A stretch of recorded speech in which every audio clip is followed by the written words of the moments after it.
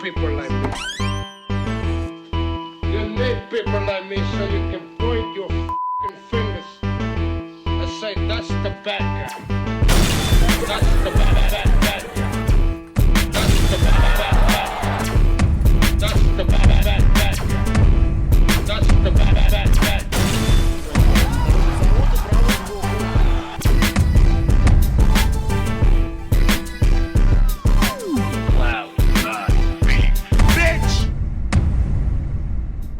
Welcome to the motherfucking relay. We're covering today's top boxing news.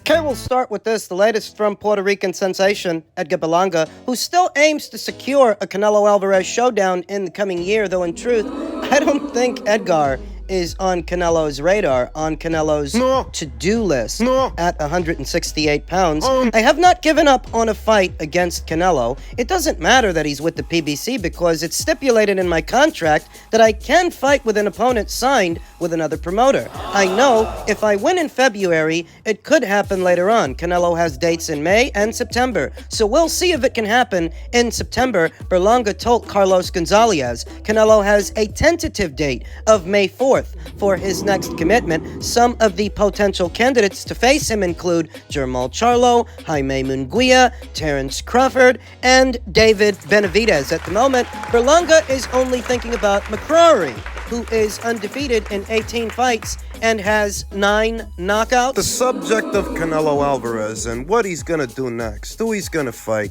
it's become a tedious affair, monotonous. Sheer number of fighters anywhere in between 147 to 175 that aspire to be fast-tracked to a Canelo Alvarez fight, Edgar Berlanga among them. It's a conversation that I'm tired of having. At the moment, Berlanga is only thinking about Mcrory, who is undefeated in 18 fights and has 9 knockouts. I like his style because I know he's not going to run, and he has a good record. He is a good stepping stone for me. Next year, there are big plans. I have 2 fights with Matchroom, and then I'm a free agent. I'm doing the fight in February and 1 more, so I have to get the most out of it, Berlanga said. When you think about that, that he's got 2 fights left on his existing Matchroom deal, but he aspires to fight Canelo Alvarez at some point. Edgar is yet another fighter that's going to play it safe, thinking that he can get Canelo in the ring, when I don't even think he's on Canelo's radar. Who do you expect him to fight in those 2 fights? He's gonna fight more nondescript opponents, more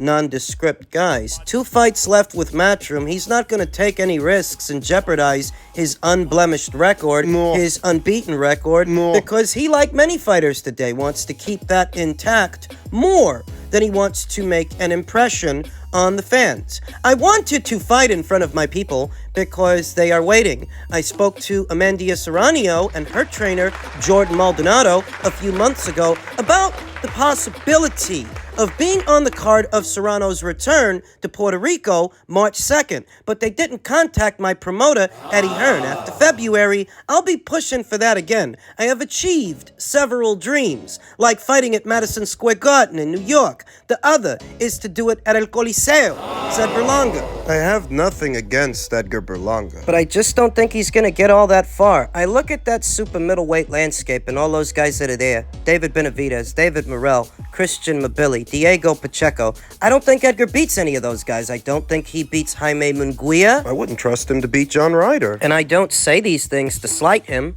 or to spite him, but if any of those fights were made and someone asked me, who would I pick to win? Well, I wouldn't pick Edgar to win any of those fights. I feel like Edgar is on borrowed time, and he's trying to preserve himself until such a point as he can share the ring with Canelo, and Canelo doesn't even have him on his radar. So what are we actually talking about here? Fighting this Mcrory guy.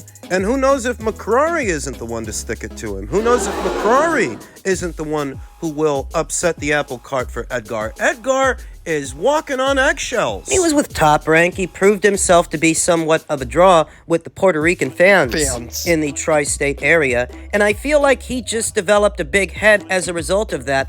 A big head that doesn't necessarily match his ceiling, his ability as a pugilist, as a boxer, that maybe you can draw a bit, just a bit, but in terms of ability, you're only going to get so far, which is why you have to be so careful, which is why you have to maneuver the way that your maneuvering, and your end game seems to be landing a Canelo fight, but you're not even at the top of the totem pole. I've never heard Canelo Alvarez make any mention of Edgar Berlanga. There are other names attached to a Canelo fight that are a lot more realistic, like Jaime Munguia, like David Benavidez, hell, even Jermall Charlo. But Edgar... What the fuck does Canelo Alvarez need from Edgar? I don't see it happening, and I understand that Canelo is this division's undisputed champion, so in many ways, everybody's gonna have Canelo in their crosshairs, if nothing else, because he's the cash cow of boxing, because that'll get you the most money that you can get, and this is prize fighting after all. So I understand that, but I also understand that Edgar is at the bottom of the queue, if he's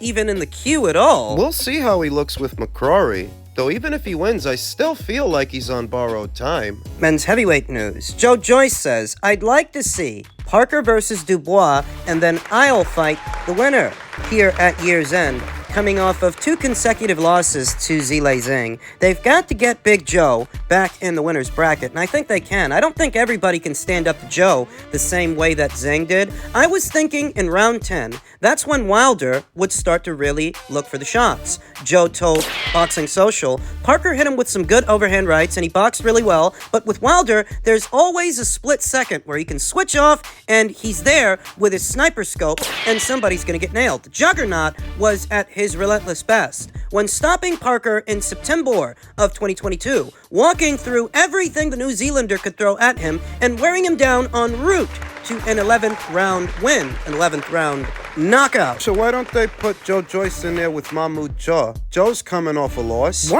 are you always bringing up Mahmoud Chaw? Because he has a version of the WBA title that could line you up to fight for the full one. There's value in that. This was as a result of a testing snafu, a testing fiasco between Mahmoud Char and the WBA well over a year ago. I think it was 2, maybe 3, where Mahmoud tested positive for a banned substance, but reportedly his samples were mishandled, and that led to an ongoing legal battle that resulted in the WBA awarding Mahmoud Char a WBA regular title, one of the last ones in circulation. And yes, there's value in that. Joe's on the comeback trail. Joe, who says, I'm happy for Parker, man. He boxed really well, and it was a good fight, a gracious Joyce said. I'd like to see Parker versus Dubois, and then I'll fight the winner. Then there are other fights to be made. Just because Joyce lost 2 back-to-back fights to Zhilei Zhang doesn't mean you have to throw the whole fighter away or that the fighter's career is over, because not everybody's Zhilei Zhang. Not everybody's as physically imposing with that kind of amateur background and that trip hammer straight left hand, that counter left hand. No, not everybody's gonna do to Joe what Zhang did to Joe. And I think if you put Joyce in the ring with Mahmoud Char, Joyce stops him. It's the perfect fight to get him back in the winner's bracket. I understand that getting Mahmoud Char in the ring with somebody like Joyce or somebody like Daniel Dubois, somebody risky, it could cost a pretty penny. But I think the Saudis might have the money to do it, and Frank, he's in bed with the Saudis. So get her done. Get her done. I'm happy for Parker, man. He boxed really well, and it was a good fight. A gracious Joyce said, I'd like to see Parker versus Dubois, and then I'll fight the winner. There are other fights to be made. Dubois definitely showed everyone that he's moved on from that questions about his heart. There's a lot more to him now. I think when he speaks, he's got that twinkle in his eyes. Are we watching young Daniel Dubois go from being a boy, a very big boy, albeit a boy, to a man? Mom. You know, I didn't think he was going to win the Jarrell Miller fight. I thought his heart would give out, but what he showed was heart. He bit down on his gum shield, and he not only found the victory, he found the knockout. Credit to him. When Joyce beat Daniel Dubois, there was no talk of a second fight. There was no talk of running it back and doing a rematch. There was no conversations about that. But Daniel Dubois beating Jarrell Miller and Joseph Parker beating Deontay Wilder, and what could be a fight between them as Joe recovers and recuperates and tries to rebuild. Yeah, I could go for that. And let the winner fight Smoking Joyce. I can't really say right now, but there are a couple of names that we're gonna go with. It'll be nice to get back in the ring, get a nice win, and start looking at some of these serious fights. I'm confident, but it'll be good to get a nice win back on home turf, and then possibly explore other avenues that have sprung up in a once-in-a-lifetime kind of way. I think they should get Joe Mahmoud Char. I think they should get him Mahmoud Char, even if it is a little on the expensive side, because if Joe wins that fight, and I think that he can, if he wins that fight, he will be in line to become WBA champion when the time comes, because I don't imagine the winner of Fury versus Usyk is going to stick around the sport much longer. I anticipate that Usyk's going to win that fight. If and when he does, he's likely going to retire off of that, at which point the belts will be redistributed. And if Joe plays his cards right, you get him a Char fight, and he beats Mahmoud Char, he might become a champion. So how does Joe fully recover from a knockout loss like the one that he suffered to Zhang? Should he stay in character? Should he keep being who he has been? I think he should, because I'm not a big believer in trying to reinvent the wheel. Given Joe's age and how he's fought for as long as he's fought, he shouldn't try to break character, only sharpen up on the things he's already good at. Now, obviously, you get hit way too fucking much. That's how you develop that reputation for having a cast iron jaw. It wasn't cast iron with Zhang, better still. Dramatic changes to a fighter's persona seldom ever work out. At his very best, Joe Joyce is a mid-range to inside pressure fighter, volume puncher. That's what works for him, and all he needs to do is tighten up his defense a bit to catch those shots on the way in on the arms and gloves. Catch and shoot out of the high guard. You ain't gotta be the fastest guy to do that. I don't expect a guy 6'6", 6'7", 200 and change to go looking like Pernell Whitaker out there, slipping all these shots, slipping all these punches, bobbing and weaving and all that movement. That range of motion is better suited for a smaller man than a man Joe Joyce's size, but what he can do is change his guard up a bit. Tighten up that high guard, and maybe you use the old cross guard like George Foreman used to. Not a big believer in trying to reinvent the wheel. I just think he needs to add to the things he's already good at, and he's a very good pressure fighter. That's what he's good at. He just needs to tighten up his defense so he don't get hit so much on the way in. And there's ways to do that. I don't expect, nor would I advise, dramatic changes in Joe Joyce's methodology. There's a method to his madness, and for the most part, it works. It worked against Daniel Dubois, and it worked against Joseph Parker, who Deontay Wilder couldn't get past. We're smoking Joe Joyce, wore him down, and eventually wore him out. Like I said, not everybody's going to be able to stand up to the pressure, the power, and the volume that Joe Joyce brings to the table. Not everybody's Zhilei Zhang. That methodology is still proven effective in several circumstances. So we'll see what the future holds for smoking Joe Joyce, who is still useful, serviceable in today's heavyweight division. And just in keeping with the theme of all things heavyweight, Frank Warren has revealed that they are now working on another quote-unquote big fight to continue Riyadh season in Saudi Arabia in March, after previous plans to stage Joshua versus Wilder in March were scuppered by Joseph Parker. Who knows what the big fight is going to be?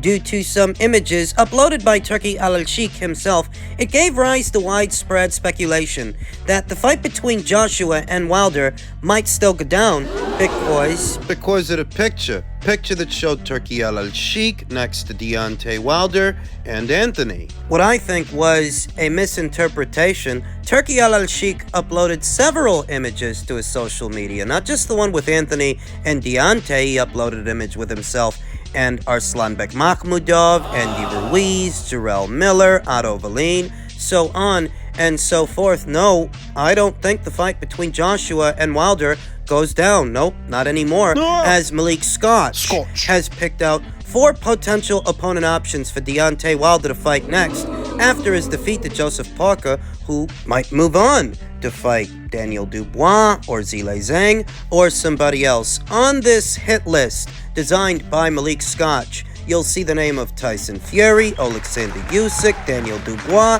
and former champion Andy Ruiz. My thoughts. Wouldn't make any sense to do the Joshua versus Wilder fight now. Wilder seems a greatly diminished fighter. The value of the show would be greatly diminished. For 36 minutes, the fans watched Deontay Wilder circle away from Joseph Parker, unable to fight him off, unable to find his big right hand, trying not to get mauled, trying not to get overpowered. It's not just losing the fight, it's not just failing to secure the W, it's failing to perform. Wilder didn't perform, and that's the problem. You didn't do anything. You know, it's not like Sonny Edwards' loss to Bam Rodriguez. Yes, Sonny lost the fight, but he gave him a hell of a run. You know, he was doing what he could in there, whereas Wilder Didn't do anything. For 36 minutes, all he did was circle away from Joseph, trying not to get mauled. Now, if by some chance, some miracle, Anthony were still interested in fighting Wilder, and Turki al-Sheikh and the people in Saudi Arabia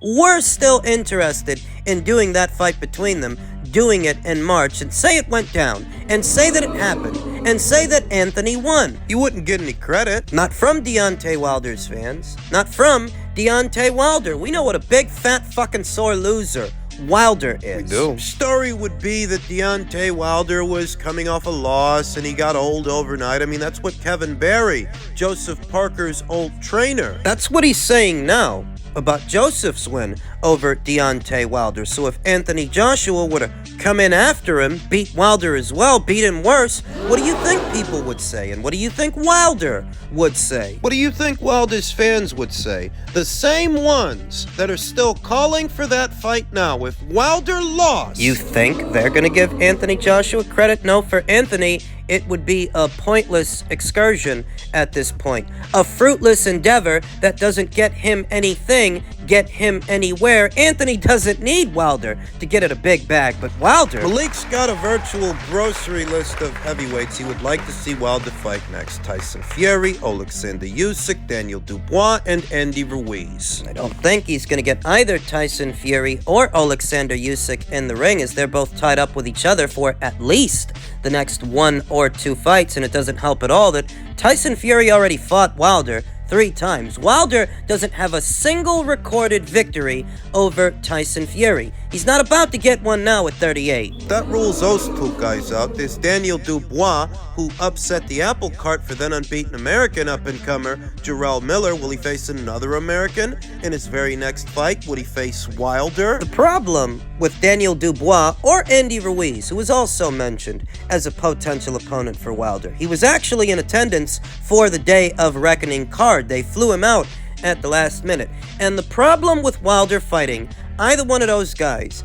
is that Wilder couldn't pull the trigger with Joseph Parker. Couldn't find his right hand. Couldn't find his right hand with Joseph, and he's never had all that much of a left hand, never had all that much of a jab, and without those tools to keep the other man out, either Daniel Dubois or Andy Ruiz, they might do Deontay even worse. They might actually stop him, since he's not offering up much resistance to keep them out. I haven't seen anything about them wanting a rematch with Joseph, them wanting to get their lick back and run it back, avenge the loss. Maybe they don't think they can. It says it all, really, that Joseph Parker, who up until this point had the reputation for one of the more polite heavyweights in today's heavyweight division, he still had too much dog in him, too much for today's Deontay Wilder. So what does that say about Wilder? Wilder could lose to Daniel and Andy just as easily as he just lost to Joseph Parker.